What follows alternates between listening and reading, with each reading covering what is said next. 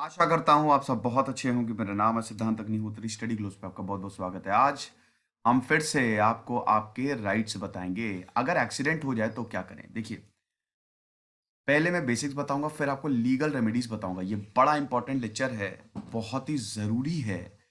Car accident या bike accident या किसी भी तरीके का accident, victim point of view से भी और ओनर पॉइंट ऑफ व्यू से भी, दोनों ही से। अगर ओनर को क्या करना है, विक्टिम को क्या करना है। तो चलिए आगे बढ़ते हैं। ये हमारा टेलीग्राम चैनल है, अभी 5,000 के करीब सब्सक्राइबर हो गए हैं। तो आप यही वाला ज्वाइन करिएगा, आपको यहाँ पे पीडीएफ जो है वो मिल जाएगी। इंस्टा पे फॉलो नहीं कर रहे हो यार तुम लोग, इंस्टा पे फॉलो करो। इतने बढ़िया बढ़िया कंटेंट लाता हूँ मैं। और हाँ, चैनल को जरूर सब्सक्राइब करो। अभी भी 50 से 60% लोग, आधे से ज्यादा लोग चैनल को सब्सक्राइब नहीं कर रहे हैं। देख तो ले रहे हैं, लाइक भी कर दे रहे हैं, कमेंट भी कर दे रहे हैं। ये मत करो, सब्सक्राइब करो, बड़ा अच्छा लगता है। तो इतना तो आप कर ही सकते हो, 1 सेकंड लगेगा। देखो, शुरुआत में हम कुछ बेसिक्स की बात करते हैं। ऐसा है, क्या करें आप कार एक्सीडेंट में या बाइक एक्सीडेंट में या कोई भी एक्सीडेंट हो जाता है। पहला पॉइंट ये है कि कभी भी, ध्यान दीजिएगा मेरी बात, दो चीजें। कभी भी अपना दिमाग ना खोइए। गलती आपकी हो चाहे नहीं भी हो, अगर स्पेशली अगर आपके पास कार है, बाइक भी है, कार वालों के लिए देखिए, गलती हमेशा कार वालों की ही मानी जाती है। चाहे कुछ भी हो, चाहे और जितनी बड़ी कार उतनी बड़ी गलती। क्योंकि पब्लिक भैया, वो वैसे ही उनका मूड खराब होता है, वो तो बस तैयार रहती है। तो वो रोड रेज का मामला बन सकता है। तो इसीलिए कभी भी एकदम शांत रहिए, घबराइए भी मत। बिल्कुल भी घबराने की जरूरत नहीं है, बिल्कुल शांत रहना है आपको। That is the first step. कुछ भी हो जाए, आराम से बाहर निकलिए। और दूसरी चीज ये है, भागिए नहीं। Never ever leave. ठीक है। अब इसमें यह होता है कि अगर पब्लिक बहुत ज्यादा गुस्सा आ गई है या एकदम मरने मारने पे उतारू है, फिर तो आपके पास कोई चारा नहीं है। लेकिन दोस्तों, कोशिश करिए कि भागिए नहीं। भागने से कोई काम नहीं होगा। अगर गाड़ी का नंबर नोट हो गया, जो कोई हो ही जाता है, तो हिट एंड रन का मामला बन जाएगा। उसमें आपकी मुसीबतें भयानक तरीके से बढ़ जाएंगी। तो हिट एंड रन का मामला अगर हो गया तो ये और खतरनाक हो जाता है। अगर कार नंबर या गाड़ी नंबर नोट कर दिया, क्योंकि भाई एक्सीडेंट कहाँ होता है, 70 to 80% रश एरिया में ही होगा ना, वहीं पे होगा। तो आप वैसे भी कहाँ भाग जाएंगे। तो अगर भाग भी गए तो आपका गाड़ी नंबर, तो ये हिट एंड रन का मामला बन जाएगा। इसीलिए भागिए नहीं। दो चीजें, एक तो अपना दिमाग बिल्कुल शांत रखिए और भागिए नहीं। उसके बाद आपको सबसे पहले बाहर निकलना है। सबसे पहले बाहर निकलिए, देखिए आपको चोट तो नहीं आई है, सामने वाला गिरा है, या तो आप उससे पूछिए कि भैया आप ठीक हो। अगर आप ऐसा करेंगे तो थोड़ा सामने वाला वैसे ही शांत हो जाता है कि अच्छा, ये अच्छा आदमी है ना। तो आप उससे पूछिए, ठीक है। ज्यादातर केसेस में होता है, आप बोलिए कि कोई प्रॉब्लम नहीं है, ठीक हो, कोई दिक्कत, देखिए चोट वोट तो नहीं आई है उसे। फिर आप अपने आप को देखिए, आपको तो चोट नहीं आई है। उसके बाद देखिए आपने डैमेज कितना हुआ है। देखिए, ज्यादातर cases on the spot he solve हो जाते हैं। इतना कोर्ट कचहरी या पुलिस के चक्कर काटने की जरूरत नहीं है। ज्यादातर मैक्सिमम केसेस वहीं पे ही सॉल्व हो जाते हैं। तो उसमें आपको करना क्या है, जो भी, या फिर जो भी हर्जाना हुआ है, जो भी मान लीजिए आपने उसके बाइक तोड़ी है ना, भाई 100 का हुआ है ना नुकसान, 200 दे दो, कोई दिक्कत नहीं, 50-100 एक्स्ट्रा ही दे दो, खुश होके जाए, बद्दुआ लेके ना जाओ। तो कोशिश करो कि वहीं पे ही मामला सॉल्व हो जाए। हो ही जाता है वहीं पे ही। आप अगर अपने से ही इनिशिएट कर देंगे कि भैया जो भी हर्जाना हुआ है, ठीक है हम दे दे रहे, अगर उसकी गलती है तो क्या करें, तब आप मत दो। तब आप कुछ नहीं, तब फिर बोलो कि ठीक है, जो होगा वो इंश्योरेंस पार्टी। अच्छा, अब इंश्योरेंस का क्या रोल है वो भी मैं आपको बता दूंगा, तो इस चीज को अभी हम नहीं लाते हैं फिलहाल। कुछ भी हो, आप उसको हर्जाना दे दो, कॉम्पनसेट कर दो। और ये आपकी रिस्पॉन्सिबिलिटी है, अगर आपकी गलती है तो फिर आपको उसको देना ही पड़ेगा। कई बार क्या होता है ना, अच्छा आजकल ये हो गया है कि जानबूझ के कुछ लोग आगे आ जाते हैं गाड़ी के। देखिए, मैं आपको एक टिप देता हूं, आप एक डैश कैमरा लगवा लो, है ना। स्पेशली कार्स में एक्सीडेंट ज्यादा होते हैं, तो डैश कैमरा जरूर लगवा लो। यूरोपियन कंट्रीज में ये मैंडेटरी है। रियर पीछे कैमरा लगा होता है, आगे कैमरा नहीं लगा होता है। 8-9 लाख की कार ली है या 3-4 लाख की कार ली है, 5-4-5 हज़ार का, या थोड़े सस्ते वाले में जाएंगे तो वो और कम में आ जाता है, 2-3 हज़ार में ही आपका काम हो जाएगा।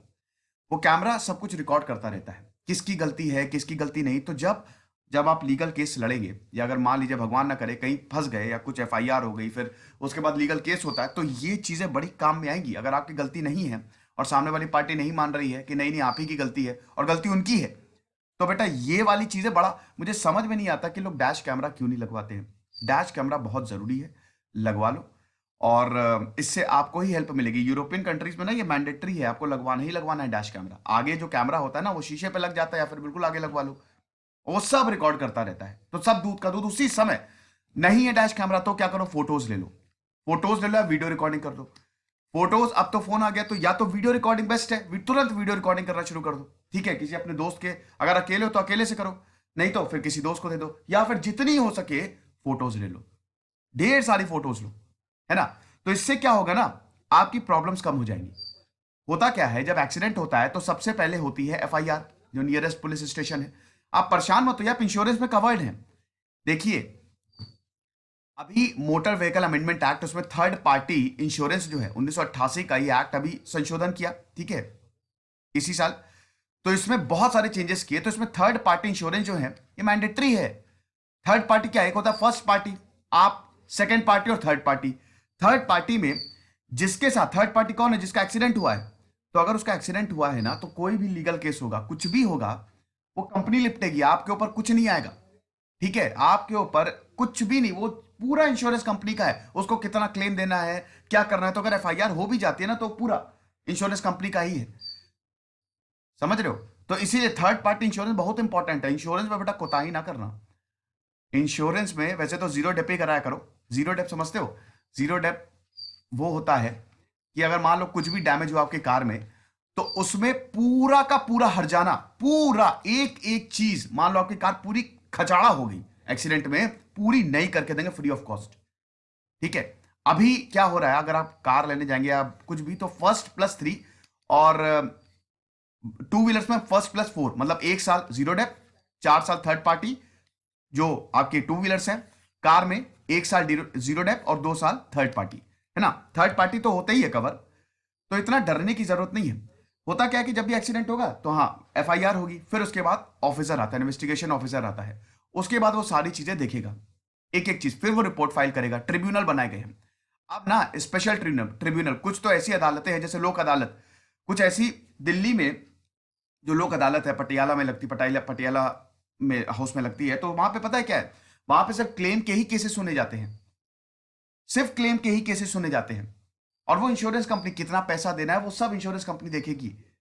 लेकिन अगर बेटा इंश्योरेंस नहीं है और अगर लाइसेंस नहीं है, विदाउट लाइसेंस किया या विदाउट इंश्योरेंस किया, लाइसेंस सबसे इंपॉर्टेंट है, लाइसेंस होना चाहिए।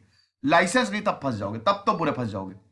ठीक है, तब तो गए काम से, मतलब तब तो पैसा भी बहुत जबरदस्त देना पड़ेगा, 50 लाख तक भी देना पड़ सकता है। कैसे भी दो, वो तुम्हारी जिम्मेदारी, बेच के दो क्या दो, नहीं तो फिर सजा भी ज्यादा हो सकती है अगर वो, मतलब इसमें ये कोर्ट में साबित हो जाता है तो इसीलिए जो इन्वेस्टिगेशन ऑफिसर आता है वो पहले सब कुछ देखेगा, फिर उसके बाद रिपोर्ट बनाएगा और उसके बाद कोर्ट में फिर मुकदमा चलेगा। या ट्रिब्यूनल्स में, पोर्टर के लिए अलग ट्रिब्यूनल्स होती है, वहां पे फिर मुकदमा चलता है। इन्वेस्टिगेशन ऑफिसर सब कुछ देखता है। ये तो चलिए हो गई नॉर्मल बातें। और वैसे देखिए इतना होता नहीं है, कोर्ट कचहरी के चक्कर में ना ही जाइएगा। 90% cases on the spot he solve हो जाते हैं। यहाँ पे पैसा हो जाता है, या फिर अगर चोट नहीं आई होती है तो चलो यार सॉरी वॉरी करके वो निपट जाता है। बहुत गंभीर हुआ है तब अलग बात है। ओके, तो ये तो बेसिक है। अब हम थोड़ा सा लीगल रेमेडीज की बात करते हैं। देखो, अगर ये कोर्ट कचहरी तक मामला गया, अगर आपके ऊपर एफआईआर दर्ज की हुई, इसमें होता क्या है कि मान लो कि जैसे आपने किसी और ने किसी को ठोका, ये ए है ये बी है, अब ए ने बी को ठोक दिया। अब ए के पास कार है, बी के पास बाइक है। अब या तो ए की गलती होगी या बी की गलती होगी। अगर मान लो ए की गलती है और इसने बी को ठोक दिया तो चलो ठीक है, ऑन द स्पॉट कर लो। अब अगर मान लो बी की गलती है ना, ए ने इसको ठोक दिया, मतलब बी की गलती की वजह से हुआ है, तब भी दोस्तों इसमें इन्वेस्टिगेशन ऑफिसर ही आता है। आप ज्यादा कुछ इसमें कर नहीं सकते। इन्वेस्टिगेशन ऑफिसर ही आएगा और वही देखेगा कि इसमें किसकी गलती है। अगर दोनों पार्टी नहीं मान रही है, अगर आप बोल रहे हो कि नहीं मेरी तो कोई गलती है नहीं, आप तो जबरदस्ती हमारे, क्योंकि दोस्तों कई लोग क्या करते हैं ना, पैसा ऐंठने के चक्कर में कार के सामने आ जाते हैं। तो आप बोलोगे मेरी गलती तो है नहीं, तो आप ऐसे कैसे कर रहे हो। अब इसी में मैं कह रहा हूँ डैश कैमरा बड़ा इंपॉर्टेंट हो जाता है। कैमरे में सब रिकॉर्डेड है, लेकिन नहीं है तो क्या करोगे, तो भी फिर इन्वेस्टिगेशन ऑफिसर ही आता है, वही देखता है, उसके बाद फिर मामला वही सुलटाता है। पुलिस ही, या तो पुलिस के पास जाएगी पुलिस। हाँ, एक चीज और, ऑन द स्पॉट को हमेशा, ऑन द स्पॉट पुलिस हमेशा बुला लो। हमेशा जो भी नियरेस्ट पुलिस स्टेशन है, पुलिस वैसे ही गश्त लगाती रहती है, ऑन द स्पॉट बुलाओ, तो पुलिस वैसे ही देख के बता देगी कि किस किस गलती है। उनको इतना एक्सपीरियंस हो चुका है, उनका काम ही यही है। पुलिस स्टेशन भी जा सकते हो, अगर पुलिस नहीं आ रही तो पुलिस स्टेशन चले जाओ, या अगर पार्टी नहीं मान रही तो बिल्कुल पुलिस स्टेशन चले जाओ। उसमें एफआईआर होती है फिर, और उसके बाद फिर वही लीगल केसेस पूरा का पूरा चलता है। लेकिन इसमें वही चीज है कि अगर विक्टिम है, जैसे मान लो कि किसी ने किसी को ठोक दिया, कोई विक्टिम है, अगर विक्टिम है तो क्या करे? जैसे कोई इंसान जा रहा है और वो बेचारा सही से जा रहा है और उसको ठोक दिया, तो ये लायबिलिटी है, ध्यान दीजिएगा, ये रिस्पॉन्सिबिलिटी है, ये लायबिलिटी है। जो ओनर है उसको कॉम्पनसेशन देगा और वो सब इंश्योरेंस कंपनी देखेगी। क्लेम जो है वो जा सकता है ट्रिब्यूनल, जिसको ठोका है जो विक्टिम है वो सीधा ट्रिब्यूनल जाए। अगर मान लो कि नहीं सुलट रहा है तो ट्रिब्यूनल जाएगा, सीधा वो केस वहीं जाता है, वहां पे उसको पैसे दिए जाएंगे। Yes, compensation vehicle claims tribunal जो होते हैं, क्लेम्स ट्रिब्यूनल स्पेशली बनाए गए हैं, व्हीकल क्लेम्स ट्रिब्यूनल में फाइल किए जाते हैं अंडर सेक्शन 166 एंड 140। ठीक है, और इसमें दोस्तों अभी तो मोटर व्हीकल अमेंडमेंट एक्ट 2019 इतना बढ़िया आया है कि जो विक्टिम है उसको कुछ भी करने की जरूरत नहीं है, सिर्फ एफआईआर तक कर दे उसको क्लेम मिल जाएगा, और तगड़ा क्लेम मिल जाएगा। ठीक है, एक तरीके से तो FIR would be enough to award compensation to the victim और हिज फैमिली। अब कितना क्लेम मिलेगा ये देख के, मान लो कि अगर बहुत भयानक एक्सीडेंट हुआ है, देखिए अगर आपने छोटा मोटा एक्सीडेंट किया है और अगर ये कोर्ट में मामला गया तो आपको 6 महीने की सजा और फाइन होता है, 1,000 रुपए का जुर्माना। लेकिन अगर किसी की डेथ हो गई या बहुत ही सीरियस इंजरी आई है तो उसमें 2 साल तक की भी सजा आपको हो सकती है, या जुर्माना या फिर दोनों ही। तो इसमें होता क्या है कि जो यहां पे मतलब जो विक्टिम है उसको पूरा कॉम्पनसेशन मिलता है। और अगर if no formal claim petition is filed, अगर कोई क्लेम पिटिशन नहीं भी है, सिर्फ एफआईआर है, that also can be used as evidence, तो उसको भी एज एन एविडेंस के लिए हम यूज कर सकते हैं। अब इसमें section 165(1) of the motor vehicle act क्या कहता है? ठीक है, क्लेमेंट को कब कब कॉम्पनसेशन मिलेगा?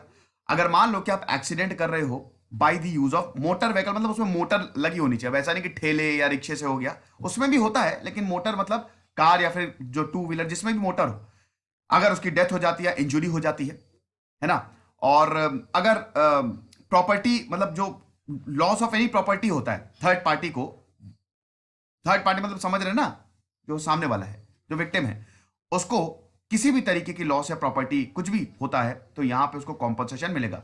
अब कौन कौन से क्लेम आते हैं?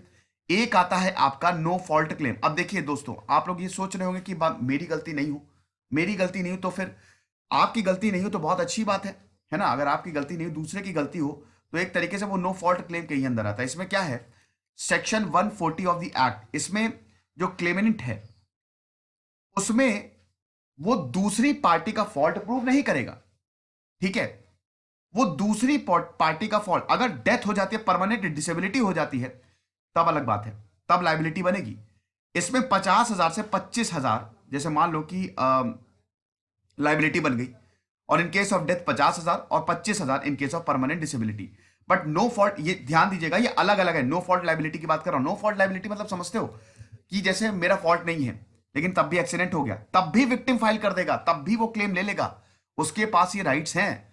वो केस में वो क्या कहते हैं कि आपके ऊपर कोई बात नहीं आएगी, लेकिन जो ट्रिब्यूनल में चला जाएगा, उसने बोला सामने वाले की गलती नहीं है, तो उस केस में क्या है, उस केस में कॉम्पनसेशन उसको दिया जाता है। 50,000 है, 25,000 तक का कॉम्पनसेशन है। 50,000 इन case of death, 25,000 in case of permanent disability. यही है ना नो फॉल्ट, मेरा कोई फॉल्ट नहीं है।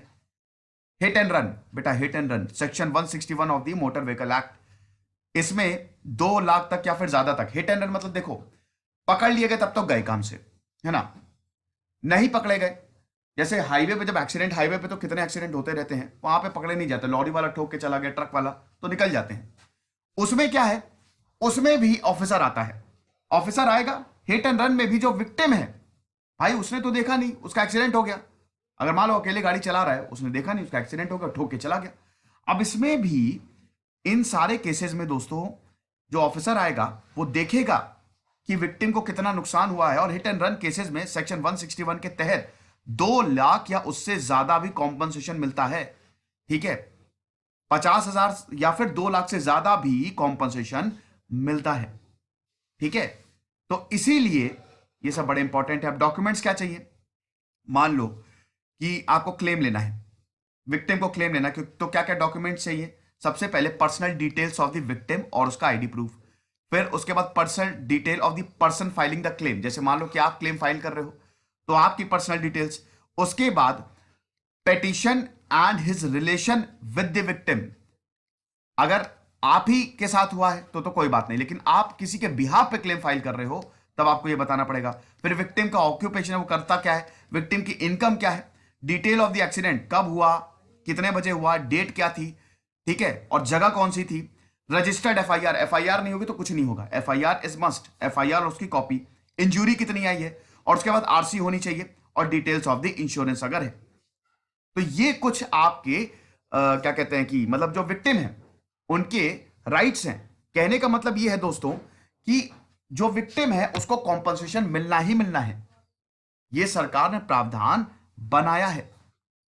तो इसीलिए भैया वैसे एक्सीडेंट ना हो, बिल्कुल सेफ गाड़ी चलाए, अच्छे से गाड़ी चलाए, थोड़ा बहुत हो जाता है तो कॉम्पनसेट कर ले। अब बात आती है कि मान लो कि आपकी गलती नहीं है, उसके बाद क्या होगा, उसमें कुछ नहीं होगा दोस्तों, वही है, आपकी इंश्योरेंस कंपनी निपटेगी, जो होगा ऑफिसर आएगा, नो फॉल्ट लाइबिलिटी के अंदर आपकी गलती है नहीं, क्लेम उसको मिल जाएगा, आप फ्री हो गए। अच्छा, अब यहाँ पे ड्राइवर और मास्टर की भी बात आ जाती है। मान लो कि ड्राइवर है और मास्टर है, अब ड्राइवर ने एक्सीडेंट किया है तो क्या ओनर की रिस्पॉन्सिबिलिटी बनेगी? बिल्कुल दोस्तों, वो तभी रिस्पॉन्सिबिलिटी बनेगी जब आपने परमिशन दी है। अगर आप बोल रहे कि चलाओ तब ठीक है, लेकिन अगर आपने परमिशन नहीं दी है तो आपकी रिस्पॉन्सिबिलिटी नहीं है, वो ड्राइवर की जिम्मेदारी है। साथ ही साथ केस चलता है, ये सब बेलेबल ऑफेंस है, केस चलता रहेगा, आपको बेल मिल जाएगी। तो ये सारी चीजें हैं, लेकिन अगर डेथ हो गई तो 304A के तहत आपको सजा मिल सकती है। इसीलिए बहुत ही सावधानी से गाड़ी चलाओ और आराम से करो। कभी भी एक्सीडेंट हो तो बिल्कुल काम माइंड से बाहर निकलो, चीजों को सॉर्ट आउट करने की जितना हो सके कोशिश करो, लेकिन भैया कि सेफ ड्राइव करो, क्योंकि यहां पे जो पूरे राइट्स है ना वो विक्टिम के साथ हैं, विक्टिम के पास पूरे राइट्स हैं, बस इतना ध्यान रखना। हमारे पास इतने राइट्स नहीं है या आपके पास इतने राइट्स नहीं है जो गाड़ी चला रहा है, और विक्टिम के पास होने भी चाहिए भैया। आपने तो उसकी, मैं केस स्टडी देख रहा था, उसमें बेचारे का कार एक्सीडेंट, उसकी पूरी जिंदगी बर्बाद हो गई, वो जिंदगी भर बेड पे पड़ा हुआ है, ठीक है। तो इसीलिए बहुत ही सेफ ड्राइव करो, खुद को भी सुरक्षित करो, अपने को भी मतलब दूसरों को भी सुरक्षित करो, और अपने परिवार वालों को भी सुरक्षित करो। ऐसा ना हो उनके ऊपर भी कोई मुसीबत आए, केस चलेगा ना तो पूरा परिवार नपता है। इसीलिए कुछ रहिए, पढ़ते रहिए। इधर से सिद्धांत अग्निहोत्री, सैनिक।